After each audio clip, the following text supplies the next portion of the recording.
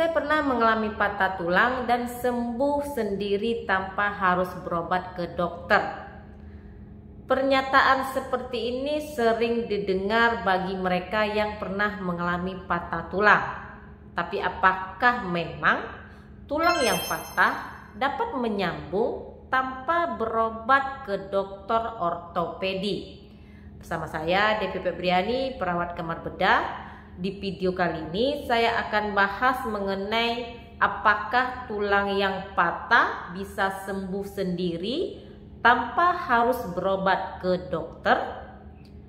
Pada dasarnya proses penyembuhan patah tulang akan melibatkan beberapa tahapan, mulai dari tahapan perdarahan dan inflamasi, pembentukan kalus halus, pembentukan kalus keras, dan juga remodeling. Jadi seluruh tahapan tersebut sebetulnya akan terjadi secara alami di dalam tubuh saat mengalami patah tulang. Dalam artian, tulang punya proses regenerasi sendiri sehingga tanpa operasi apapun, tulang yang patah bisa sembuh dengan sendirinya seiring berjalannya waktu. Hanya saja, pada tulang yang mengalami patah, perlu dibenahi posisinya ke posisi semula agar tidak ada resiko kesalahan bentuk ketika sembuh.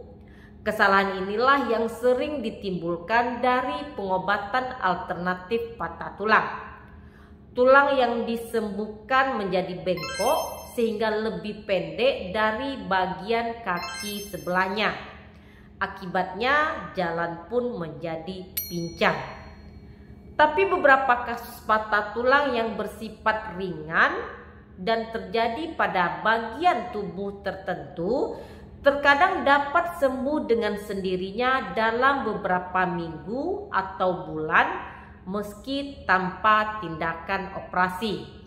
Tapi apakah teman-teman bisa tahu apakah patah tulang yang dialami tergolong ringan atau berat tanpa dilakukan pemeriksaan radiologi? Tentu saja jawabannya tidak bisa. Tanpa dilakukan pemeriksaan radiologi, kita tidak bisa menebak-nebak kondisi tulang yang mengalami cedera. Jadi jangan mengambil kesimpulan sendiri bahwa tulang yang cedera tidak patah atau hanya terkilir atau hanya retak tanpa melihat hasil radiologi. Menurut jenis patahannya, patah tulang bisa dibagi menjadi patah tulang tidak lengkap dan patah tulang lengkap. Patah tulang tidak lengkap inilah yang sering disebut dengan retak. Retakan ini ada beberapa jenis, ada yang namanya grand stick fracture. Ini biasanya dialami oleh anak-anak. Lalu ada yang torus fracture dan ada yang hairline fracture. Untuk jenis yang terakhir ini, retakannya hanya terlihat seperti garis rambut. Sementara pada patah tulang lengkap, ini terjadi di saat tulang patah atau terputus sepenuhnya menjadi dua bagian atau malah lebih.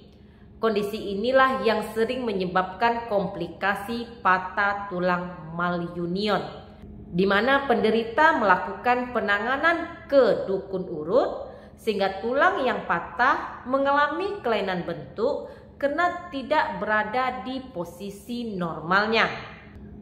Untuk dapat menyambung, bagian-bagian tulang yang patah harus saling menempel dan tidak bergerak satu sama yang lain selama proses penyembuhan. Posisi antara tulang harus sejajar sesuai kondisi sebelum mengalami patah. Dan walaupun patah tulang ringan tidak perlu dilakukan operasi, tetapi harus tetap berkonsultasi dengan dokter untuk bisa pulih secara maksimal. Karena tidak semua kasus patah tulang harus dilakukan tindakan operasi. Penanganan patah tulang bisa dilakukan dengan pemasangan gip atau juga traksi. Demikian video saya kali ini, semoga bermanfaat. Terima kasih sudah menonton. Jumpa lagi di video saya berikutnya. Stay healthy. Assalamualaikum.